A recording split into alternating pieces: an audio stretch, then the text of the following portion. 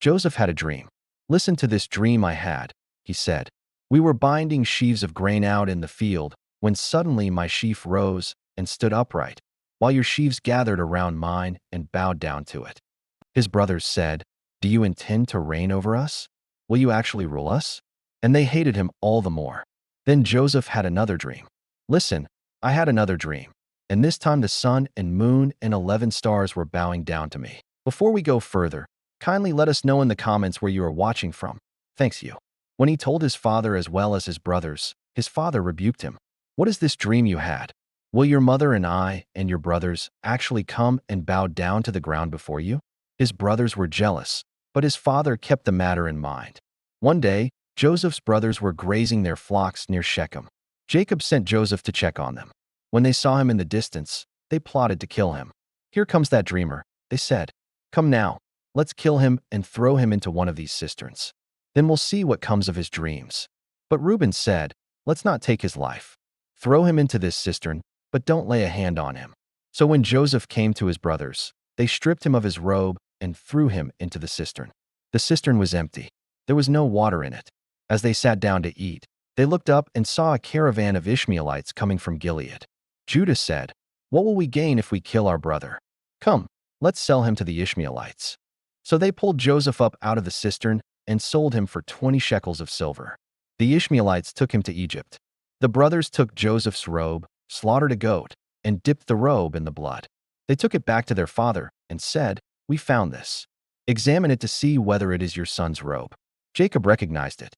"It is my son's robe. Some ferocious animal has devoured him. Joseph has surely been torn to pieces." Jacob tore his clothes, put on sackcloth, and mourned for his son many days. But Joseph was not dead. He was on his way to Egypt, and God was with him. Joseph was sold to Potiphar, captain of Pharaoh's guard. The Lord was with Joseph and gave him success in everything he did. Potiphar saw this and put Joseph in charge of his household. But Potiphar's wife noticed Joseph. He was well-built and handsome. She said, "Come to bed with me." But Joseph refused. "How then could I do such a wicked thing and sin against God?" One day, she caught him by his cloak and said, "Come to bed with me." But he left his cloak in her hand and ran out of the house. In fury, she lied to her husband. "That Hebrew slave you brought tried to make sport of me." Potiphar burned with anger. He took Joseph and put him in prison. But even in prison, the Lord was with Joseph. The warden put Joseph in charge of all those held in the prison. Two of Pharaoh's officials, the cupbearer and the baker, were imprisoned. Both had dreams on the same night. Joseph interpreted them. The cupbearer would be restored to his position in 3 days. The baker would be executed in 3 days. And it happened just as Joseph said. But the cupbearer forgot about Joseph. 2 full years passed. Then Pharaoh had 2 dreams that no one could interpret. The cupbearer remembered Joseph. "There is a young Hebrew in the dungeon who can interpret dreams." So Pharaoh sent for Joseph. He was quickly brought from the dungeon. He shaved and changed his clothes and came before Pharaoh. "I had a dream," Pharaoh said. "In my dream, I was standing on the bank of the Nile, when out of the river there came up 7 cows, fat and sleek. After them, 7 other cows came up, scrawny and very ugly and lean. The lean, ugly cows ate up the 7 fat cows. Then I had another dream. 7 heads of grain, full and good, were growing on a single stalk. After them, 7 other heads sprouted, withered and thin. The thin heads of grain swallowed up the 7 good heads." What does it mean? Joseph said, "The dreams are one and the same. God has revealed to Pharaoh what he is about to do. The 7 good cows and 7 good heads of grain are 7 years. 7 years of great abundance are coming throughout the land of Egypt. But 7 years of famine will follow them. The abundance in the land will not be remembered. The famine will be so severe it will ravage the land. Let Pharaoh appoint commissioners to take 1/5 of the harvest during the 7 years of abundance. This food should be held in reserve for the 7 years of famine. Otherwise the country will be ruined." The plan seemed good to Pharaoh. "Can we find anyone like this man, one in whom is the Spirit of God?" Pharaoh said to Joseph, "Since God has made all this known to you, there is no one so discerning and wise as you. You shall be in charge of my palace. Only with respect to the throne will I be greater than you." Pharaoh took his signet ring from his finger and put it on Joseph's finger. He dressed him in robes of fine linen and put a gold chain around his neck. Joseph was 30 years old when he entered the service of Pharaoh. The slave had become second only to the king. The 7 years of abundance came. Joseph collected all the food produced in those 7 years and stored it in the cities. The 7 years of famine began, just as Joseph had said. There was famine in all the other lands, but in the whole land of Egypt there was food. When all Egypt began to feel the famine, Pharaoh told all the Egyptians, "Go to Joseph and do what he tells you." The famine was severe everywhere. So all the world came to Egypt to buy grain from Joseph. Back in Canaan, Jacob heard that there was grain in Egypt. He said to his sons, "Go down and buy some for us, so that we may live and not die." So 10 of Joseph's brothers went down to buy grain. But Jacob did not send Benjamin, Joseph's younger brother, for fear that harm might come to him. When Joseph's brothers arrived, they bowed down to him with their faces to the ground. Joseph recognized his brothers, but they did not recognize him. He remembered his dreams. "You are spies. You have come to see where our land is unprotected." "No, my lord," they answered. "Your servants have come to buy food. We were 12 brothers, sons of one man. The youngest is now with our father, and one is no more." Joseph said, "It is just as I told you. You are spies. Send one of your number to get your brother. The rest of you will be kept in prison. Then I will know whether you are telling the truth." He put them all in custody for 3 days. On the third day, Joseph said, "If you are honest men, let one of your brothers stay here in prison, while the rest of you go and take grain back for your starving households. But you must bring your youngest brother to me." They did not realize that Joseph could understand them, for he was using an interpreter. He turned away from them and began to weep. Then he turned back and spoke to them again. He had Simeon taken and bound before their eyes. The brothers returned to Jacob. "Simeon is being held. The man who is lord over the land said we must take Benjamin back with us." Jacob said, "You have deprived me of my children. Joseph is no more and Simeon is no more, and now you want to take Benjamin." But the famine was still severe. Finally, Judah said to his father, "Send the boy along with me. I myself will guarantee his safety. You can hold me personally responsible. If I do not bring him back, I will bear the blame before you all my life." So the men took Benjamin and double the amount of silver and hurried down to Egypt. When Joseph saw Benjamin with them, he said to the steward of his house, "Take these men to my house." Joseph gave them a feast. But before they left, he gave orders. "Fill the men's sacks with as much food as they can carry, and put each man's silver in the mouth of his sack. Then put my cup, the silver one, in the mouth of the youngest one's sack." They left. They had not gone far when Joseph said to his steward, "Go after those men at once. Ask them, 'Why have you repaid good with evil?'" When the steward caught up with them, he repeated these words. The brothers were shocked. "If any of your servants is found to have it, he will die?" A search was made, beginning with the oldest and ending with the youngest. And the cup was found in Benjamin's sack. They tore their clothes in grief. They all loaded their donkeys and returned to the city. Judah and his brothers came to Joseph's house. They threw themselves to the ground before him. "What have you done?" Joseph said. Judah said, "What can we say? How can we prove our innocence? God has uncovered your servant's guilt. We are now your slaves. Only the man who was found to have the cup will become my slave. The rest of you, go back to your father in peace." Then Judah went up to him and said, "Pardon your servant, my lord. Please let me speak." My lord asked his servants, "Do you have a father or a brother?" And we answered, "We have an aged father, and there is a young son born to him in his old age. His brother is dead, and he is the only one of his mother's sons left, and his father loves him. Our father said, 'If harm comes to him, you will bring my gray head down to the grave in sorrow.' Now then, please let your servant remain here as my lord's slave in place of the boy, and let the boy return with his brothers. How can I go back to my father if the boy is not with me? I cannot bear to see the misery that would come on my father." Joseph could no longer control himself. He cried out, "Have everyone leave my presence." So there was no one with Joseph when he made himself known to his brothers. And he wept so loudly that the Egyptians heard him. Joseph said to his brothers, "I am Joseph. Is my father still living?" But his brothers were terrified. They could not answer him. Joseph said, "Come close to me. I am your brother Joseph, the one you sold into Egypt. And now, do not be distressed and do not be angry with yourselves for selling me here, because it was to save lives that God sent me ahead of you. For 2 years now there has been famine in the land, and for the next 5 years there will be no plowing and reaping. But God sent me ahead of you to preserve for you a remnant on earth and to save your lives by a great deliverance. So then, it was not you who sent me here, but God. Go back to my father and tell him, this is what your son Joseph says. God has made me Lord of all Egypt. Come down to me. Don't delay.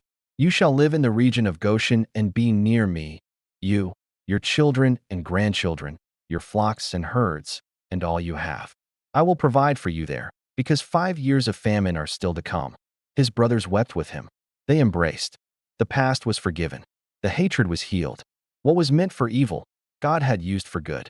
When the news reached Pharaoh's palace, Pharaoh said to Joseph, tell your brothers to load their animals and return to Canaan. Get your father and come back. I will give you the best of the land of Egypt. Joseph gave them carts and provisions. To each of them he gave new clothing. But to Benjamin he gave 300 shekels of silver and 5 sets of clothes. Then he sent his brothers away. The brothers returned to their father Jacob in Canaan. Joseph is still alive. They shouted. In fact, he is ruler of all Egypt. Jacob was stunned. He did not believe them. But when they told him everything Joseph had said, and when he saw the carts Joseph had sent, the spirit of their father Jacob revived. I'm convinced. My son Joseph is still alive. I will go and see him before I die. So Israel set out with all that was his. God spoke to Israel in a vision at night. Jacob, Jacob, here I am. Do not be afraid to go down to Egypt, for I will make you into a great nation there. I will go down to Egypt with you, and I will surely bring you back again. Jacob left Beersheba, and Israel's sons took their father Jacob and their children and their wives in the carts that Pharaoh had sent. They also took with them their livestock and the possessions they had acquired in Canaan. Jacob and all his offspring went to Egypt. When they arrived in Goshen, Joseph had his chariot made ready and went to meet his father Israel. As soon as Joseph appeared before him, he threw his arms around his father and wept for a long time. Israel said to Joseph, now I am ready to die, since I have seen for myself that you are still alive. Joseph settled his father and his brothers in Egypt and gave them property in the best part of the land, the district of Ramesses. Joseph also provided his father and his brothers and all his father's household with food. Jacob lived in Egypt 17 years. When the time drew near for Israel to die, he called for his son Joseph. Do not bury me in Egypt, he said. When I rest with my fathers, carry me out of Egypt and bury me where they are buried. I will do as you say, Joseph said. Swear to me. Then Joseph swore to him. Jacob gathered all his sons and blessed them. Each one he blessed with an appropriate blessing. Then he gave them instructions and said, I am about to be gathered to my people. Bury me with my fathers. When Jacob had finished giving instructions, he drew his feet up into the bed, breathed his last, and was gathered to his people. Joseph threw himself on his father and wept over him and kissed him. Then Joseph directed the physicians to embalm his father Israel. The Egyptians mourned for him 70 days. When the days of mourning had passed, Joseph spoke to Pharaoh's court. My father made me swear an oath. He said, I am about to die. Bury me in the tomb I dug for myself in the land of Canaan. Now let me go up and bury my father. Then I will return. Go up and bury your father, Pharaoh said. So Joseph went up to bury his father.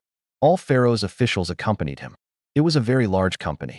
After burying his father, Joseph returned to Egypt, together with his brothers and all the others who had gone with him.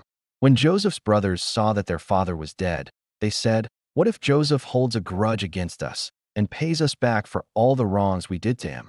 So they sent word to Joseph, saying, your father left these instructions before he died. This is what you are to say to Joseph. I ask you to forgive your brothers the sins and the wrongs they committed in treating you so badly. Now please forgive the sins of the servants of the God of your father. When their message came to him, Joseph wept. His brothers then came and threw themselves down before him. We are your slaves, they said. But Joseph said to them, don't be afraid. Am I in the place of God? You intended to harm me, but God intended it for good to accomplish what is now being done, the saving of many lives. So then, don't be afraid. I will provide for you and your children. And he reassured them and spoke kindly to them.